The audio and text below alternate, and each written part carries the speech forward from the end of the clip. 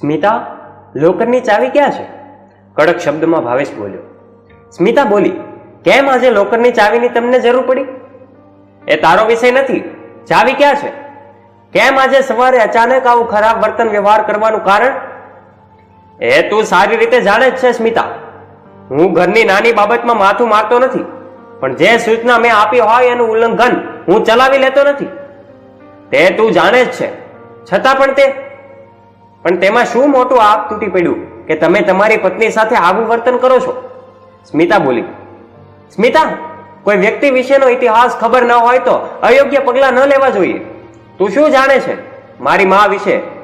તને મારી માના સ્વર્ગસ્થ થયા પછી હું તેની પિત્તળની થાળી વાટકો અને ચમચીથી ભોજન દરમિયાન વાપરતો હોઉં છું. એ તને ગમતું નથી.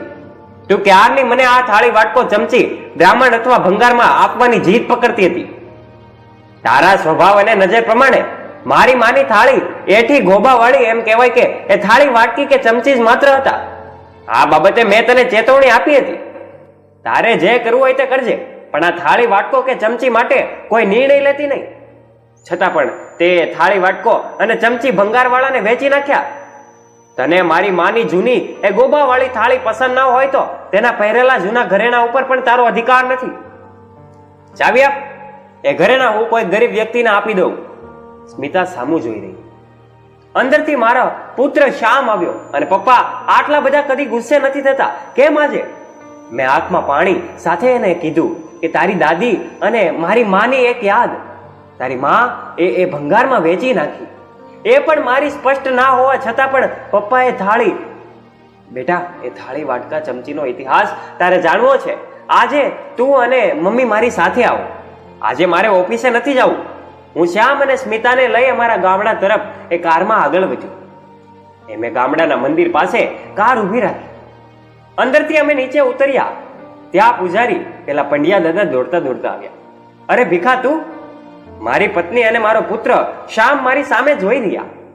એક કોર્પોરેટ કંપનીનો જનરલ મેનેજર, જેનો પગાર મહિને 2 લાખ રૂપિયા, એને પૂજારી આ રીતે બોલાવે.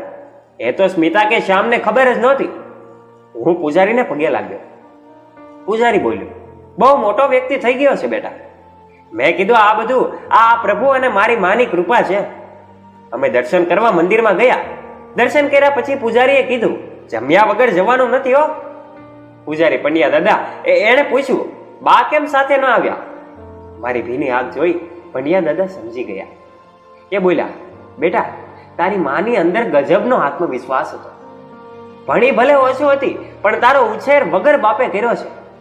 પંડ્યા દાદા મારા પરિવાર સામે જોઈ બોલ્યા, આ ભીખલા આ ભીખલાનું સાચું નામ ભાવેશ છે, પણ ગામ આખું એને ભીખો કહી પ્રેમથી બોલાવું. કારણ ખબર છે? શાંતબાના એમ કહેવાય કે શાંતાબાના ઘરે 3 વખત ઘોડિયા બંધાયા, પણ કોઈ પણ કારણથી આ બાળકોનું મૃત્યુ થતું. 4થી વાર આ ભાવેશ આવ્યો. ત્યારે એની માં શાંતાબાએ એના લાંબુ આયુષ્ય માટે ચંપલ આખી જિંદગી ન પહેરવાની અને 1 વર્ષ પાસ ઘરે ભીખ માંગીને ખાવાની બાધા લીધી હતી.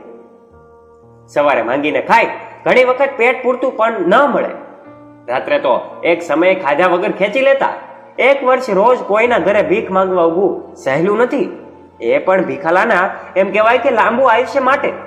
ઉનાળો, શિયાળો, ચોમાસું, ખુલ્લા પગે એ ભીખલાના લાંબુ આયુષ્ય માટે ફરતી એ માનું સ્વપ્ન મારી નજર સામે પૂરું થયું. એવું, ભીખલો તો બચી ગયો, પણ 1 વર્ષ નહોતો તેને મૂકીને તેનો બાપ ટૂંકી બીમારીમાં સ્વર્ગસ્થ થયો. શાંતાબા ઉપર આપ તૂટી પડ્યું. છતાં પણ એ હિંમત હાર્યા નહીં.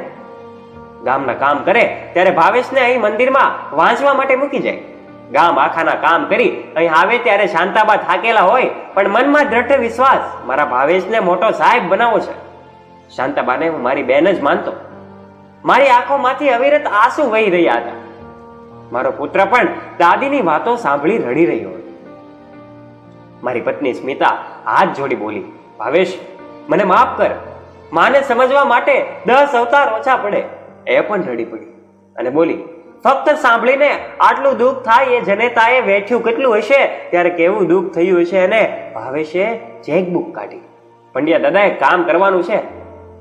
બોલ બેટા, તું પાછો ક્યારે દેખાવાનો? દાદા, વર્ષોથી મારી એક ઈચ્છા હતી, એ અચાનક આજે પૂરી કરવાનો અવસર મળ્યો છે. આ મંદિરની છત્રછાયામાં તમારી દેખરેખ નીચે હું ભણ્યો હતો.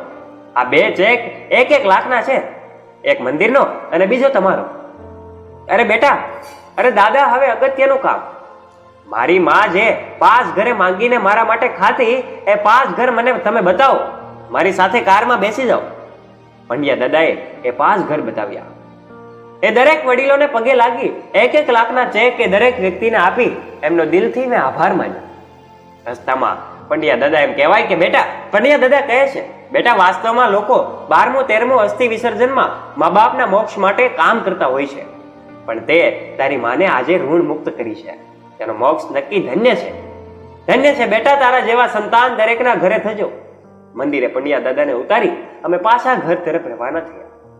અમારા ઘર પાસે વાસણની દુકાન પાસે સ્મિતાએ કાર ઊભી રખાવી. તે અંદર ગઈ. થોડા સમય પછી એ બહાર આવી ત્યારે તેના હાથમાં મારી માના જૂના થાળી વાટકા હતા અને ચમચી હતી. સ્મિતાએ મારા હાથમાં એ મૂકતા એ બોલી, આ દુકાને મેં કાલે વેચ્યા હતા, આજે ફરીથી ખરીદી લીધા. જો આ થાળીનો સેટ વેચાઈ ગયો હોત તો હું મારી જાતને આખી જિંદગી માફ ન કરી શકે. ભાવેશ, મને માફ કર. આ થાળીની તાકાત સમજવા માટે હું નબળી અને નાની પડી. સ્મિતા, હું માફ કરનાર કોણ? મેં તો ફક્ત લાગણીના સંબંધો કેટલા ઊંડા હોય છે તે સમજાવવા તને પ્રયત્ન કર્યો. ચાલ, કારમાં બેસું, પણ એક શરતે. મારા પાપોનું પ્રાયશ્ચિત રૂપે હવેથી હું આ થાળીમાં રોજ જમીશ. મંજૂર? સ્મિતા બોલી. ભાવેશ બોલ્યો, સ્મિતા, તને તારી ભૂલ સમજાય એ મારા માટે ઘણું છે. તું જમે કે હું જમું એ અગત્યનું નથી. આવી આદર્શ કોઈ પણ વ્યક્તિ હોય એને જીવતા અને તેમના ગયા પછી પણ આદર આપવો એ આપણી સૌની ફરજ બને છે. બાકી સ્મિતા, પ્રેમનું બંધન એટલું પાકું હોવું જોઈએ કે કોઈ તોડવા આવે તો એ પોતે જ તૂટી જાય. આ સત્ય ઘટનાનો લેખ આપને ગમ્યો હશે અને તમારી આંખ અશ્રુભીની થઈ હોય તો આગળ આ વિડીયોને શેર કરવાનું ભૂલતા નહીં. અને આ વિડીયો ગમ્યો હોય તો વિડીયોને લાઈક અચૂક કરજો. અને અમારા આવા જ નવા પ્રેરણાદાયક અને રસપ્રદ વિડીયો સાંભળવા માટે અત્યારે સબસ્ક્રાઇબ કરજો અમારી ધ ડીએ મોટિવેશન નામની યુટ્યુબ ચેનલને અને ફોલો કરજો અમારા ફેસબુક અને ઇન્સ્ટાગ્રામ પેજને, જેનાથી અવનવા વિડીયોની નોટિફિકેશન્સ આપના સુધી પહોંચતી રહે. ધન્યવાદ. મોટા થયા તો મા બાપને ભૂલી ગયા. બધું કામ ભૂલીને માં તમને સાચવતી અને તમે માને ભૂલી ગયા. તમારા શોખ માટે બાપ પોતાના શોખ ભૂલી જતા અને તમે એમને ભૂલી ગયા. જીવતા તો સાચવ્યા નહીં અને મોત પછી ભજન કરવાના કે દાન કરવાનો શું ફાયદો છે? કોઈ દિવસ પાણીનો ગ્લાસ આપ્યો નહીં અને અંતે ગંગાજળ આપવાનો શું ફાયદો છે? જીવતા યાત્રા કરાવી નહીં અને પછી કાશી અસ્થિ તેરવવાનો શું ફાયદો છે? મા બાપ એ જ આપણા ભગવાન છે. એ ખુશ હશે તો તમે ક્યાંય પાછા નહીં પડો.